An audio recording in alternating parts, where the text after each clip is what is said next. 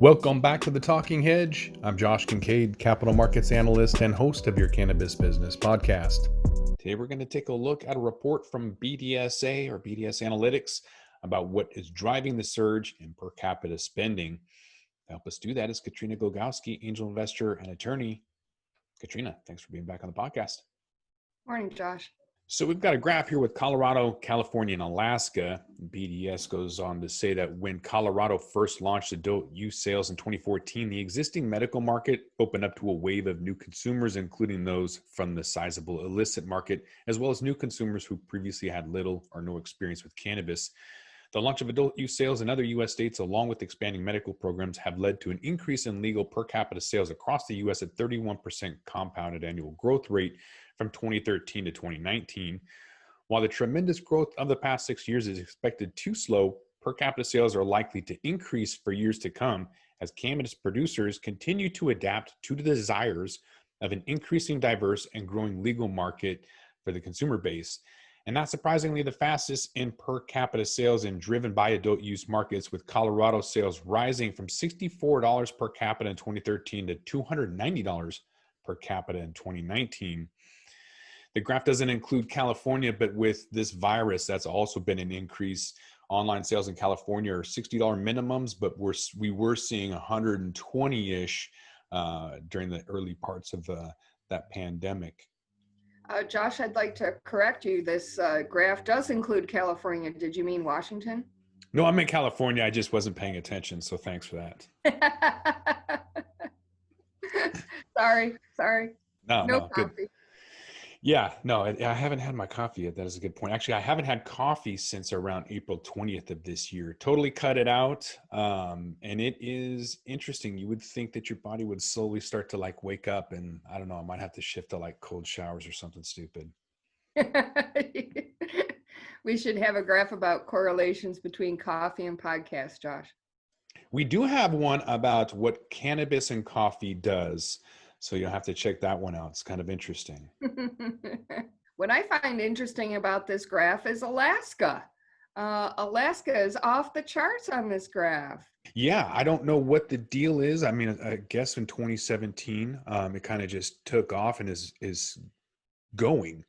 So maybe that has to do with they get free money all the time. We saw with relief checks that a lot of that went into cannabis sales, huge pops as soon as those checks came out. With Alaska, they have annual checks for residents for oil. And so maybe they're using that for cannabis. I know that there's a huge market up there for cannabis consumers, from Fairbanks to Alaska, Valdez. Everyone seems to smoke pot up there. I love it. But they do spend the most, over $400 per capita up there. You know, Josh, I would like to know what the average price is for the cannabis product on the shelf, which might explain the high dollar amount. Maybe cannabis is more expensive up there, but I really, they're up there in line with Colorado, so makes sense a little bit. But cannabis in Alaska has always been an interesting topic because it's very hard to grow up there, including indoors, because it's so expensive. So that's an interesting graph, and go Alaska. Fairbanks has been the cannabis capital. Just they have a lot more sun, 23 hours during the summer. And so with Colorado requiring a lot more tourism, maybe it's just that they smoke more up there. I don't know. The winters are really, really boring unless you're into outdoor sports. So maybe they just, they eat a lot of edibles in the winter. I don't know. Let us know if you're from Alaska. What are you guys doing? How much you guys paying? Yeah, I'd like to know, actually, to our listeners, if you have any more detailed data about Alaska, I'd like to know, because I don't really see Alaska consumers consuming more cannabis than Colorado or California. So I'd like to know if somebody out there that's listening knows what's going on in Alaska. Let us know, please. Yeah, we also did a medical marijuana snapshot for Alaska, and just like any other regulated market, it's really, really low. Being born in Fairbanks doesn't help me because I haven't been there in a really long time. It's just too damn cold. So help us out if you're from Alaska. Let us know what's going on. We can see that significant drivers of the growth was a long time cannabis buyers embracing legal channels, although new consumers have also contributed to the increase in per capita sales. We can see from BDS consumer insight data indicating that cannabis consumption in Colorado grew from 24% in the third quarter of 2017 to 42% in the third quarter of 2019. U.S. markets with more modest growth per capita sales have also experienced slower growth in consumption. California consumer growth, for example, expanded at a slower rate from 23% in the first quarter of 2017 to 37% in the third quarter of 2019. And according to per capita spending, only grew about 15% between 2016 and 2019. And while U.S. per capita growth is expected to slow relative to the high growth rates observed from 2013 to 2019, cannabis sales are still forecasted to grow at 17% compounded annual growth rate through 2025. And sales growth in new adult use markets will, of course, be dramatically higher than that. Josh, can I ask you about that? Do you really think that cannabis consumption is going to plateau in 5 years? No, because we're going to have more and more states rolling out, right? We only have 11 regulated states. And so I think that there hasn't been a global cannabis tourism yet. So that's another aspect to play on top of that. But for now, with CBD only, going to medical, going to rec, that's just more and more. So I think 2025 is far too soon to say that there's a plateau. There's going to be a lot more people with CBD knowledge. That's going to be the tool, if you will, to kind of break through. And so I don't see that plateau happening anytime soon. I would agree with that. I think 5 years from now, I don't think even the established markets like Washington and Colorado and Vegas are going to see their plateau, because I do think new products are going to come online, and it will become increasingly more normalized, and consumers that may or may not have been tempted with the mere passage of legalization we'll get into the market, realizing that the product is safer. Certainly with all the testing protocols around legalized cannabis, certainly is safer than the product you may or may not get on the street corner. But also, I think as the regulated markets mature, you're going to see the price start to normalize as well. And that includes the taxation, which greatly affects the price. As you may recall, Josh, in Washington, we came out of the gate taxing at 33 to 37% at every level, grower, producer, and retailer, which just made the product so expensive that it just wasn't worth it. So Washington changed that up a little bit. And many other states are realizing that while the tax income from legalized cannabis is a great boon to their economy, if they impose too many taxes, it just drives people back to the illicit market because the price point's too high.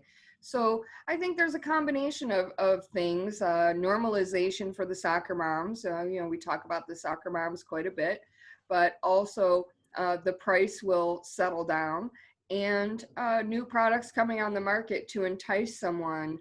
You may not want to roll a doobie and light it up.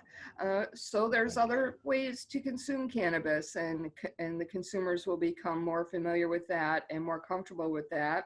So maybe that's what's driving this growth. There's a few things driving it, and I think that we're going to have to look at statistics differently moving forward as just consumer preferences shift. There's a lot less disposable income, and so instead of looking at sales month over month, we're going to have to look at maybe percentage of disposable income, or just how many packages they buy, because they're going to be shifting their preferences from top shelf to whatever they can afford. So maybe they're buying more product, but it's less quality. So some of the analytics are going to shift, but regardless, I think the drive in demand is going to be here for a long time. We can look in existing adult use states. There's three main drivers for that continued growth. You've got cannabis products appealing to the needs and desires of new consumers.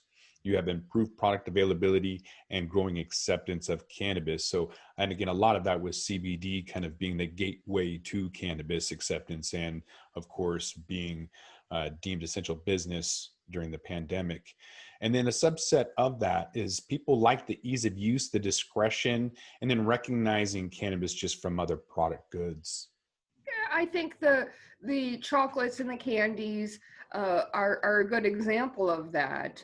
Doesn't smell, tastes pretty good, and why not just have a mint?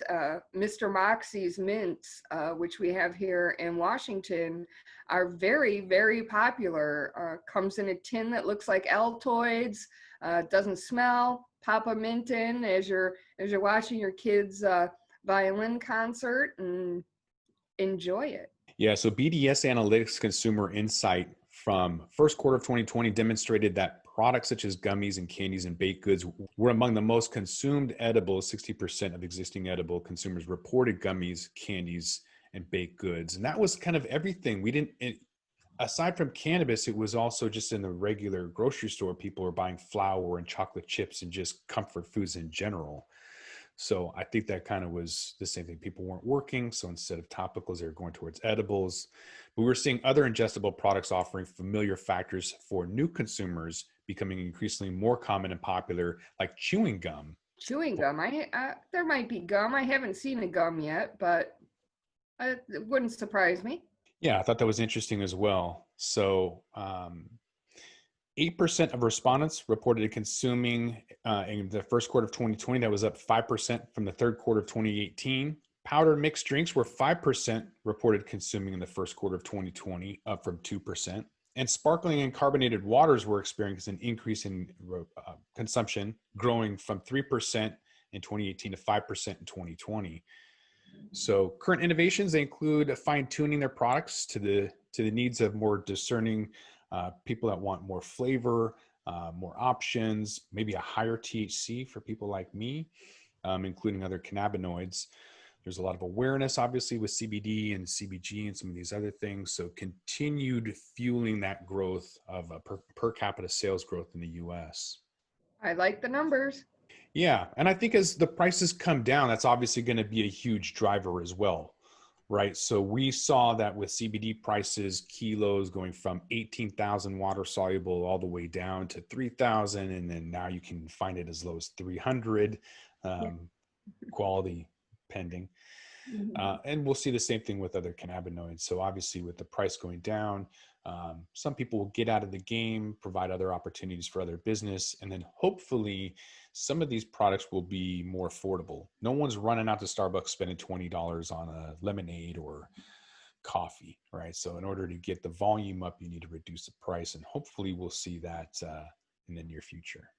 You know, Josh, your Starbucks example is really interesting because in the 90s, I don't think anybody would have said people would have paid $5 for a cup of coffee every day. And that became the norm with not only Starbucks doing it, but a barista on every corner, especially in Seattle, coffee capital of the universe, where $5 coffee became the norm. But I do agree that $20 coffee would be just excessive and too pricey. And you and I have spoken on this podcast about the price of some of these alternative forms of consuming cannabis. For example, these beverages, a 16-ounce beverage can be $50, and who wants to pay $50 for a beverage?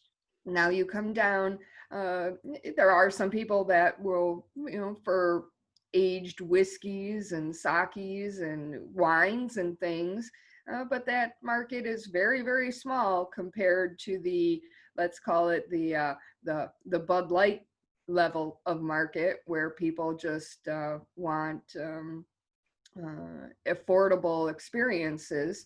So I don't know. I do think the price point is very important, though, especially for a repeat user. As we've seen with the current times, people are stuck at home and they don't really have any other entertainment options beyond their four walls. And, if it's too expensive, they can't do it. But every day, I don't know. I don't know. I don't know if you'd want to be eating gummies every day, unless it was a sugar-free gummy. But Yeah, that's another thing. I would expect to see a lot more holistic products coming out with CBD. People don't really look at CBD in chocolate or CBD in gummies necessarily. They're going to want CBD with a smoothie. So hopefully that will kind of create new trends. But you're just going to have to come back to the Talking Hedge and find out. I want to thank my guest, Katrina Glogowski, angel investor and attorney. Thanks for being back on the podcast. Thanks, Josh. With that, we're going to roll this one up. I'm Josh Kincaid. This is the Talking Hedge. Don't forget to like, share, and subscribe, or don't, and I'm out. Don't forget to smash that like button on your way out and check out these other videos that we've got.